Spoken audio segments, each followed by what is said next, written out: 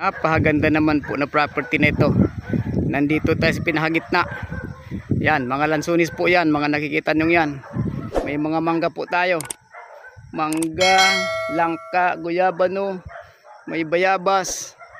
Yan po ang mga prutas na matatagpuan dito. Yan po, napakaganda po ito sa plantation. Ito ang gustong-gusto kong lupa na gawing plantation. Yan po, mga lansunis po lahat yan. Yan man nakikita nyo. Yan mga kawain naman po yan ay pagapangan po ng kanyan ng ampalaya. Ampalaya, pipino, or sitaw. Yan po ang itinatanim dyan. Shout out po sa lahat po ng ating mga buyers, mga investor, OFW. At sa lahat po mga senior citizen. Shout out po sa buong mga nagtatrabaho sa government office and private office. Mabuhay po kayong lahat. At kung kayo po ay bibili po ng property, wala pa po kayo nakikitang property at wala po kayong agent or broker na pagkakatiwalaan, subukan nyo po na magpahanap sa amin ng property na inyong bibilhin. Magsabi lang po kayo kung anong klaseng property ang kailangan nyo at saan lugar, anong detalye, ano yung proyekto, para sakto po doon sa hinahanap nyo ang aming ibibigay sa inyo.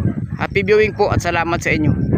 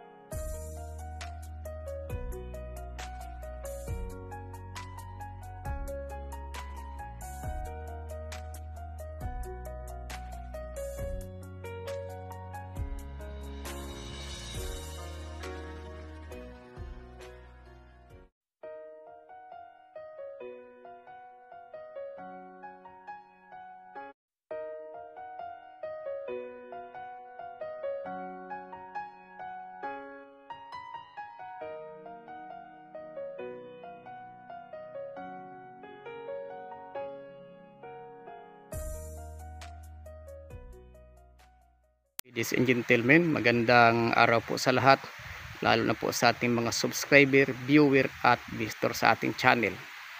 Po tayo mag-umpisa sa pagkuha ng video sa ating property. Iniimbitahan po natin yung mga ating viewers na hindi pa po nakapag-subscribe na mag-subscribe po kayo para makita nyo po ating mga property for sale at makapamili kayo. Sa mga hindi po nakakaalam, meron po dyan subscribe button, pindutin nyo lang po yan sa kayo notification bell para ma-update po kayo palagi sa lahat ng ating mga property na i-upload. Ito na po ang site natin. Location po natin ay Magdalena, Laguna. Ang total lot area po nito ay 15 hectares pero expandable po ito. Ang property po natin ay taniman po ito ng mga gulay at ng mga mais at iba't ibang klaseng mga root crops po ang tinatanim dito.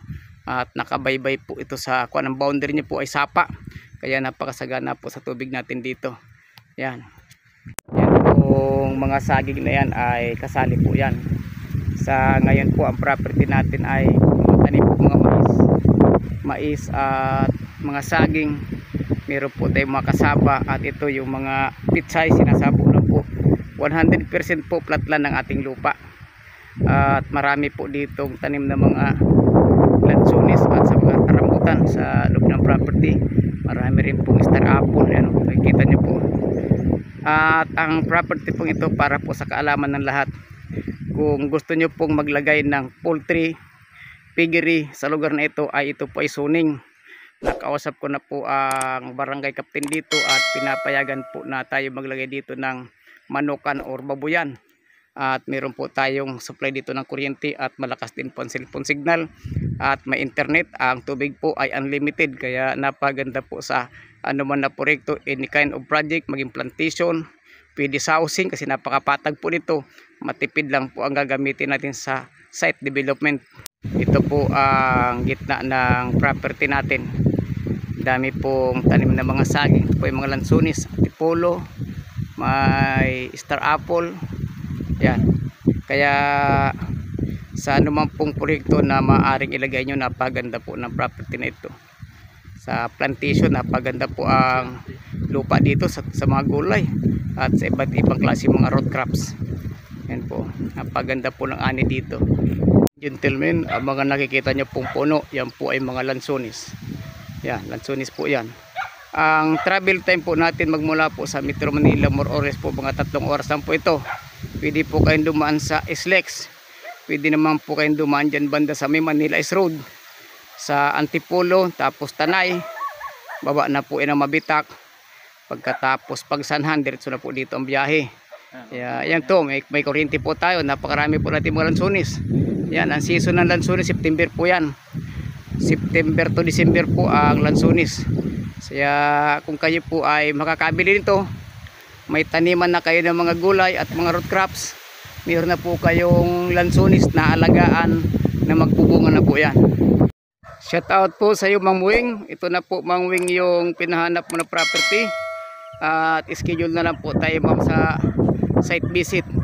At sabi ng iba, meron po daw tayo dito buyer na karibal. At kaya po first come first serve na lamang po sa ating pong mga buyer na magkaka-interest dito. Ang layo po natin sa community or doon sa barrio, mga 1.5 kilometer po ang distansya natin. Ang pinakamaganda po sa lupa na ito dahil may pagmamalaki natin na wala po tayong tagilid dito, wala pong ruling, 100% po ay flat lang tayo at malapit din po sa Kabiasnan.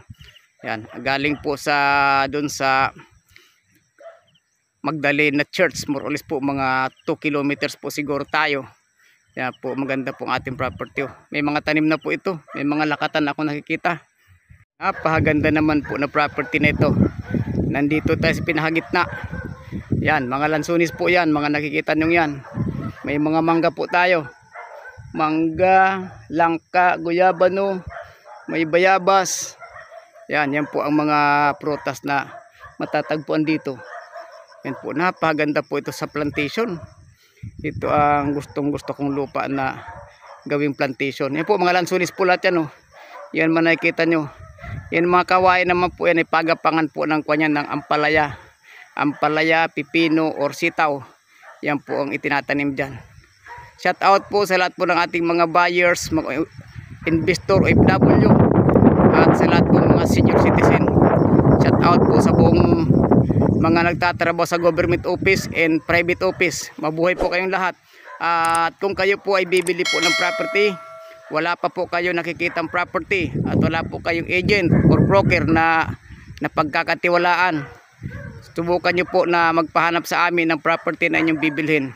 Magsabi lang po kayo kung anong klaseng property ang kailangan nyo at saan lugar, anong detalye, anong proyekto, para sakto po doon sa hinahanap nyo ang aming ibibigay sa inyo.